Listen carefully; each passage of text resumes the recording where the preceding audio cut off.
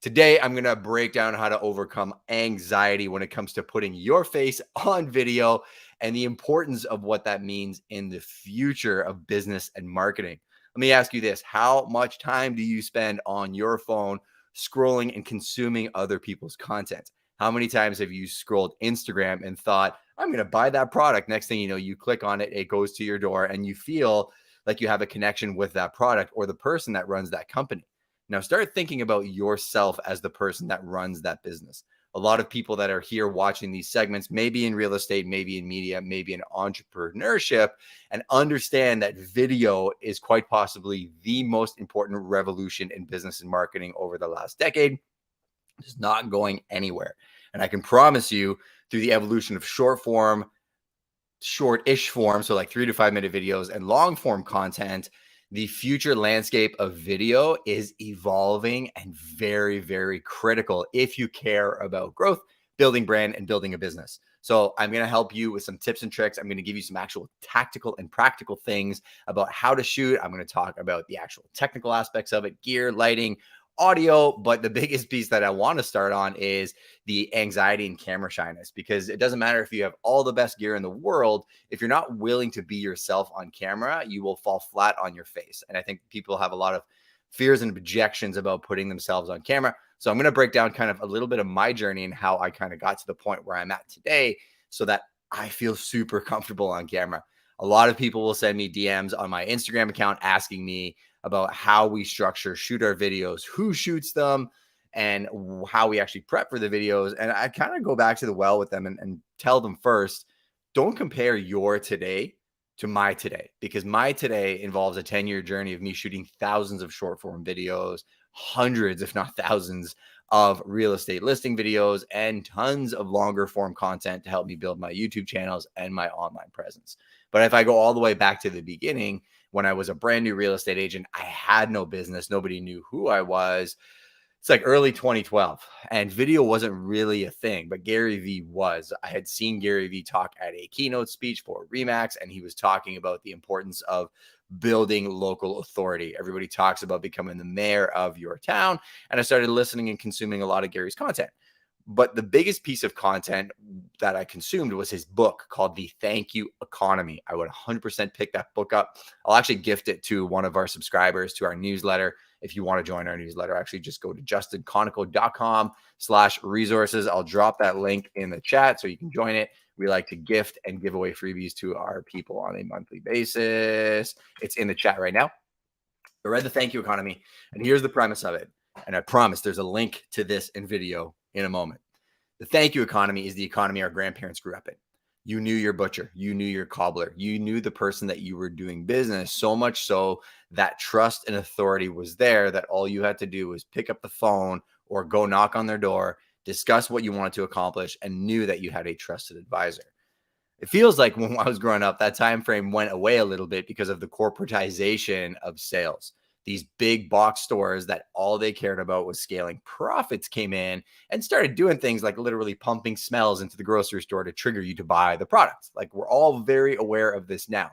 We also saw the evolution of the industrial revolution of people go to school, get a management position, jump over actually having to do the work to do the thing. Then they were in a management position and they start governing the company, never having made the sauce, never having been the artist that did the thing. And I think we're actually seeing a huge return back to the thank you economy. And that's what Gary Vee profiled in his book. He said, in the next 10 or 20 years, we are going to go back to the days of our grandparents. There's going to be a technological revolution that allows us to do that from a global perspective, where we are interconnected through apps and technology, and, our global village, it becomes a thank you economy. But I truly, truly, in my heart of hearts, believe the digital revolution is bringing back the creator, is bringing back the craftsman, is bringing back the humanness that we so lack. Technology, AI, scares a boatload of people because all my jobs are going to go away. Graphic designers, people that are video editors, it's automating a lot of jobs. In my opinion, technology is actually going to allow humans to be more human because of all of the jobs that we've created to do things that we hate, to buy things we don't like, to impress people we don't like David Meltzer says. Now we are truly going to be able to go back and focus on the core competencies and the work that we love, and be more of ourselves and do more of the things that we like. How this translates into video is the biggest reason people have camera anxiety or shyness. More often than not, the reason that they don't want to turn the camera on is they don't feel like they have the authority to speak on the topic that they're speaking about because they're not prepared. They don't feel like they're the expert. They disqualify themselves because they feel like somebody else is the expert, or they're comparing their today to somebody's tomorrow. When in reality, the answer to becoming amazing on video is just being authentically yourself where you are today and sharing 3 simple things. Here is the prompt. Here is the homework. What are you doing? Where are you doing it? And who are you doing it with? Write that down. What are you doing? Where are you doing it? And who are you doing it with? Those 3 prompts will translate to everything in video and photos too. So if you're like, I want to take photos to put on my Instagram feed because Instagram's prioritizing photos. That's a little hack for you that's actually happening right now. They want you to post in the feed daily. Used to be 3 to 5 times a week. Now it's daily. Oh my gosh, that's so overwhelming. I'm not prepared. I don't have the right photos. I need a photographer to follow me around. False. You don't. I own a production company. I own a real estate brokerage. We have a massive team. I don't necessarily always have a photographer following me around 80, 90% of my day, but I have my phone, and my smartphone is better than the camera that I had in 2012. And I can take a photo of what I'm doing, live streaming on YouTube, teaching all you awesome people how to create better content. I can talk about where I am, which is my gym studio, and I can talk about who I'm with, which are all these amazing people like Ramon Ray and Kim Walsh-Phillips, and I see Malcolm O'Brien, I see Olivier Maurice. Everybody else that's here is important and part of my community. So now that I have the prompt, what's the next step?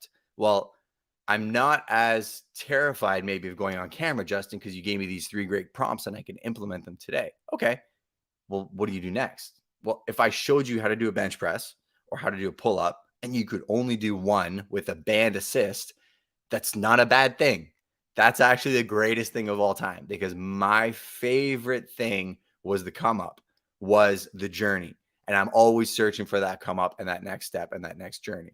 So go to the gym, start doing it on a regular basis. The second reason people have anxiety is they're not doing it on a regular basis. So my super hack is my stories on Instagram are my vlog.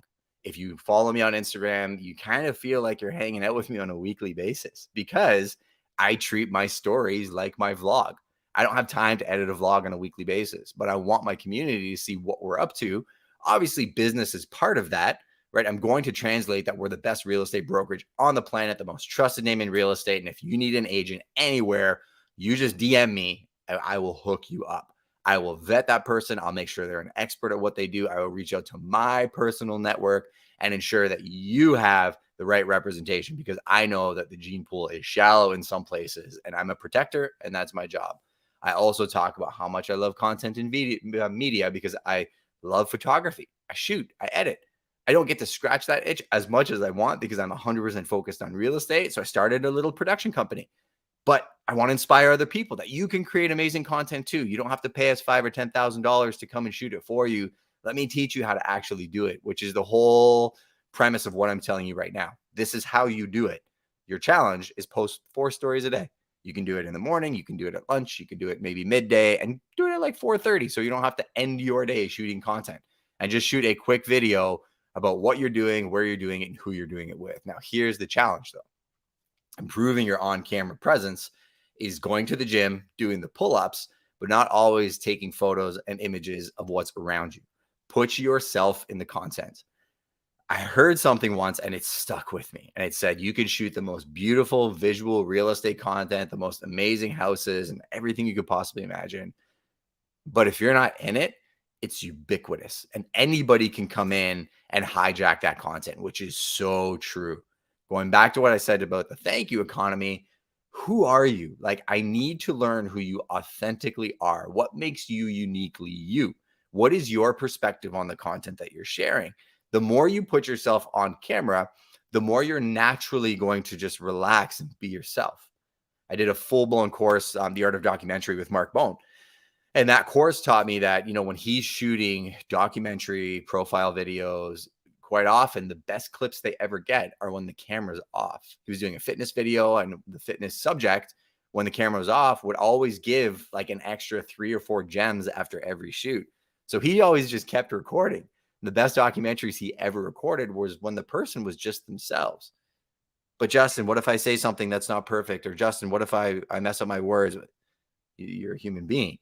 If you mess up your words and you are uniquely yourself and you are honest, the audience is going to associate much better with that than if you're an ultra polished caricature of yourself.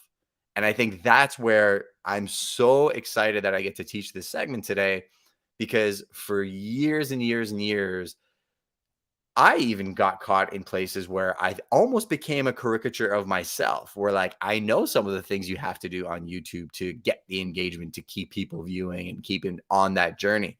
And I see how other people are having success on YouTube. And it's so easy for me to look at their channels and say, well, I'm going to model exactly how they do their videos, the way that they open up, the way that they do their personalities. But that's not me. And I keep getting these course corrections in my life where it keeps encouraging me to be more myself, despite the fact that the world doesn't necessarily make you think that. Because overcome anxiety and stress of being on camera, don't sit there and watch your videos over and over and over, because you will start self-criticizing yourself and comparing yourself to somebody else. But guess what? That other person is doing the exact same thing. They don't like the way their hair looks. Maybe they're not shaved perfectly. Maybe they messed up a line in a video and they think that, oh my gosh, my competitors are going to think this, this, and this about me. Super hack for video content. Nobody cares. People are so enthralled and so busy with their own lives. They barely have time to look at your content for more than the time that you put it out for. And the cycle of content online is so much these days that the only person that's really being as harsh on your content is you. It doesn't mean that you don't want to go back to the well and constantly refine it. And again, look at ways that you can be inspired by other people's content, refine your content, refine your body position, your language, how you shoot the videos, how you present it, what the hook actually looks like, how you're presenting the content. You should be focusing on all of those things and just learning and growing. No different than, well, I did 1 pull-up and then I did 2 and then I did 5 and then I didn't need the band anymore. Now you're maybe doing full-on muscle ups. That's how you get better, is you do the thing and you practice it on a regular basis, but don't put a 40-pound weight vest on your back that makes you feel so bad about yourself because you're comparing yourself to somebody that does it as a professional career or has been doing it for a decade plus. A couple super hacks for you in terms of setting up lighting and audio and, like, again, just speeding up and shooting better content that took me quite a long time to figure out. The very first, the most important thing more than anything else is clear audio. I'm using a Rode USB mic. A lot of times people look at the Joe Rogan podcast and they're like, what does Joe Rogan use as a mic? And they buy the SMB7s, which are insanely expensive mics. Then they realize they need all these special cables, and then they need like another adapter to get it into a computer. And they were like, oh my gosh, now I've spent like $1,500 on microphones. The USB mics that are out there, if you're shooting locked off live streams or videos for YouTube sitting at a laptop, the USB mics are better than almost anything out there. Actually, even cheaper super hack for you, the old school analog Apple iPhones. Gary Vee shoots most of his actual vlogs and his content using those into his laptop. The audio quality is actually mint. If you're shooting content on your iPhone, which I would recommend for the majority of you to do, there's 2 different mics you can get. There's the Rode Wireless Go 2, and then there's the DJI wireless mics. I use them both. We use them for our DSLRs and for our iPhones. I personally like the DJI mics because they come in a really cool portable charging case, and the adapter fits right into the bottom of an iPhone. So you can just clip it to your actual mic, and then you can just talk, and it picks up amazing audio. If you're looking to do any interviews or have a second person in your videos with you, I would highly recommend the DJI mics. They are ultra simple, very easy to use. And again, if I'm going to give you some coaching in terms of like, how do you get better when it comes to recording and using these devices, YouTube, it's free. I would go to YouTube and I'd do a little bit of homework every day, and I'd say how to use the DJI wireless mics, and then how to use the DJI wireless mics with my Android or with my iPhone, or, you know, oh, I had a lot of wind with my DJI mics. How do I fix that? Literally, if you do one little learning episode a day on shooting content, you're going to get better and better. If you need any specific coaching, come back to my channel, just hit that subscribe or notification button, send me a DM on Instagram. I'll literally shoot a full training for you to help you on ramp. Once you have good audio, because people will listen to really good audio with really bad image quality and really bad lighting, they won't listen to something that has really good lighting and really good camera quality if the audio is useless. They'll be gone in 30 seconds because they can't hear you. So let's pretend you have amazing audio. Second important thing is lighting. I have so much lighting gear. I'm shooting on a Aperture 120D. That is the actual light that I'm using. It's a softbox. It gives a really nice glow. You don't need that. I've also bought this little Jimmy Jam that I use on my DSLR. I barely use this thing. And this thing was a waste of money because the amount of times that I actually take the time to set it up and use it, probably not worth the cost. So I just saved you $200. The third type of lighting, the best type of lighting that I'm going to tell you to learn to use. This is homework for you. Go on YouTube, how to use natural light for video. Use windows. Start understanding on how the sun hits you and faces you and how you should just face the camera. So if you want to shoot better content, what you typically want to do is actually have yourself facing the sun so you're not backlit. If the sun's behind me and I'm shooting a video, I'm going to be black and it's just going to be light behind me. You just need to start to understand how light is casted and how you could best position yourself to benefit from the freest resource when it comes to lighting on the planet, which is the sun. If you're shooting videos at nighttime or you're shooting it in a studio like this, then maybe it's okay to invest in some type of softbox or lighting that you can just have locked off and positioned to make it seamless and easy for you to shoot the content. That's why I have this here. There are much cheaper options than the Aperture 120D. I would recommend the Go Docs. There's a flat light panel that's really good. You can just go to your local camera store, tell them what you're looking to accomplish, and I'm sure they could find you something within your budget, but get really good at lighting. The third would be your actual camera quality. So I don't think this is the most important by any means. These are better than most of the DSLRs people have used to build millions, if not billions of views on YouTube. I would tell you, if you have any friction when it comes to shooting content, get absolutely amazing at shooting with your phone. Get used to it. You can find a tripod, a handheld tripod is something that I would definitely recommend. I'm looking around because I've got a billion tripods.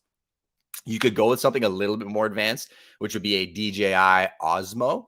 That would be a handheld gimbal. But again, the problem is no different than this little Jimmy Jam. How often are you taking it out and using it? How much time are you putting into understanding the features of the DJI Osmo?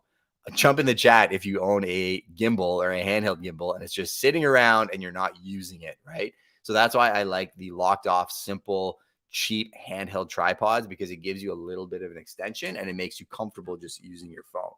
And the reason I say use your phone first is the second reason I think people lose a lot of traction when it comes to shooting content is they buy these guys, right? They buy GoPros, they buy fancy DSLR cameras, they buy drones, they shoot the content, but then they don't actually take the time to like take the content off the SD drive, put it in a folder, opening an edit application. Maybe they edit themselves. Maybe they have to set it to their editor. The editor has to set, like, think of all of the steps that it takes to shoot the content. Now think of the most prolific content creators these days that are literally shooting on their phone, in app, on TikTok, on Reels, literally chopping it up as they're shooting it on their phone because the phones are so intuitive. The actual friction has been completely removed. And the more friction you can remove in the process, the more you're going to do the thing and the better you're going to get at the thing.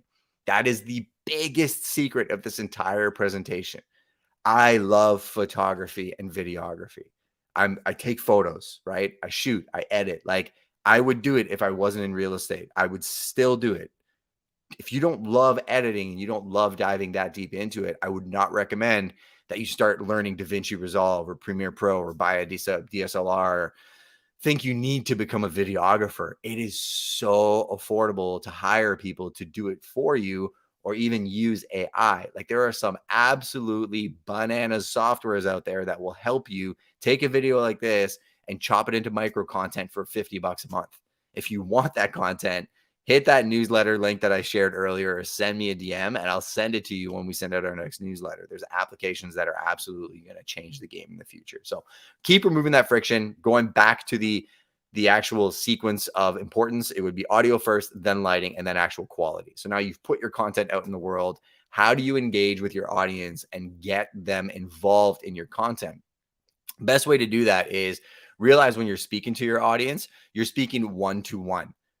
If I'm removing friction, I'm not talking to a camera.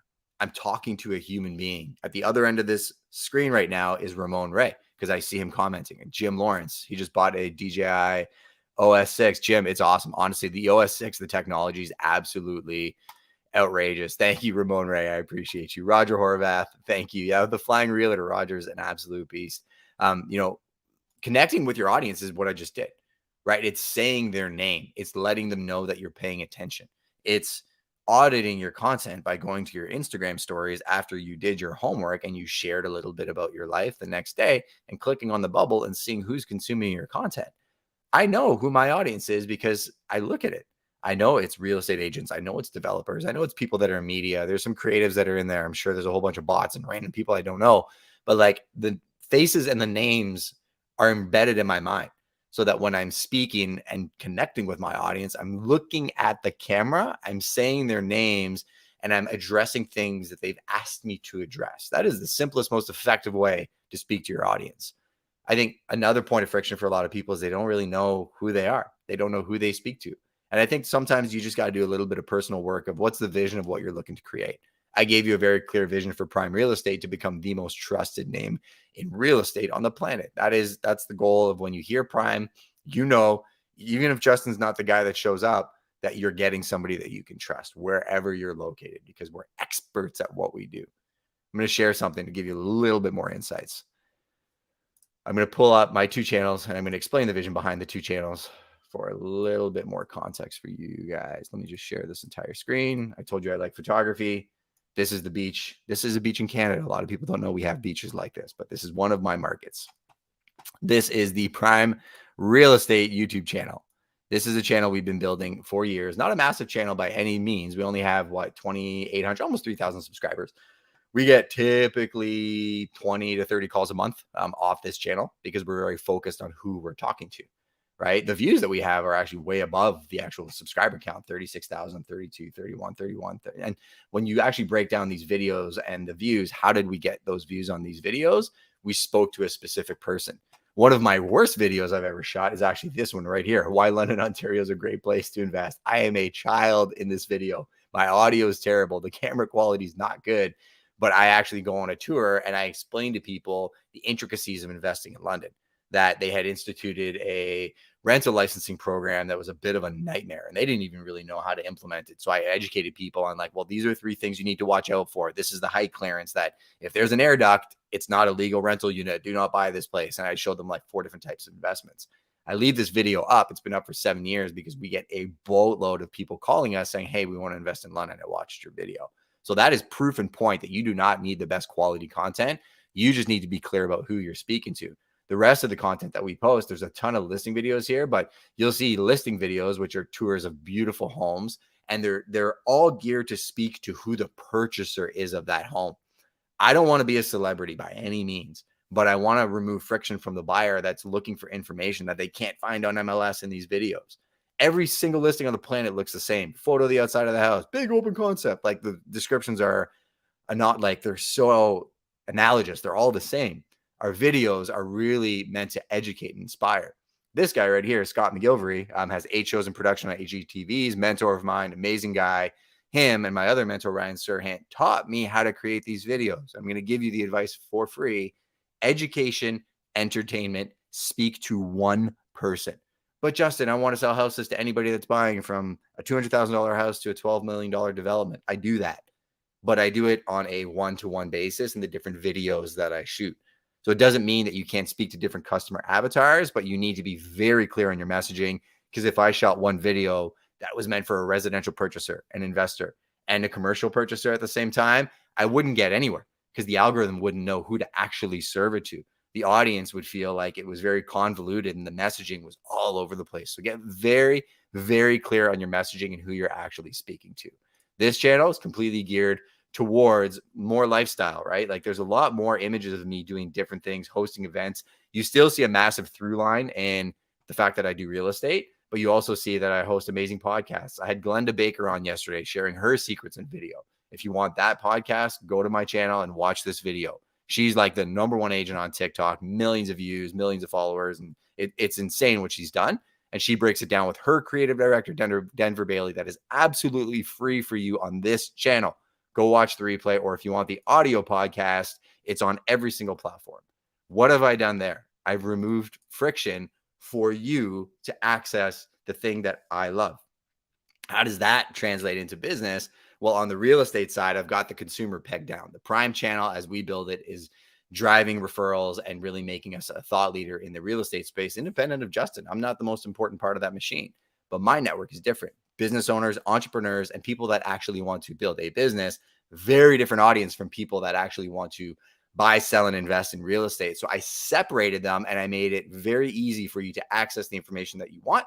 And you're not going to get this newsletter if you don't want it. And you're not going to get this newsletter if you don't want it. So get clear on your mission, vision, and purpose. Make sure it's aligned with you as a human being. Do not try and be someone else. I think that's the biggest point of my message is don't chase something that will absolutely kill you and make you miserable. Because when you pretend to be somebody you're not, it's not a life you're ever going to want. And it's something you're going to want to escape from. Be more yourself. You are beautifully and wonderfully made. I definitely appreciate you being here for this segment. I love recommendations for future segments. So if there's anything I spoke about you want me to dive deeper into, send me a DM. This channel is for the people, by the people, and I'll see you on the next live stream. Thanks for now.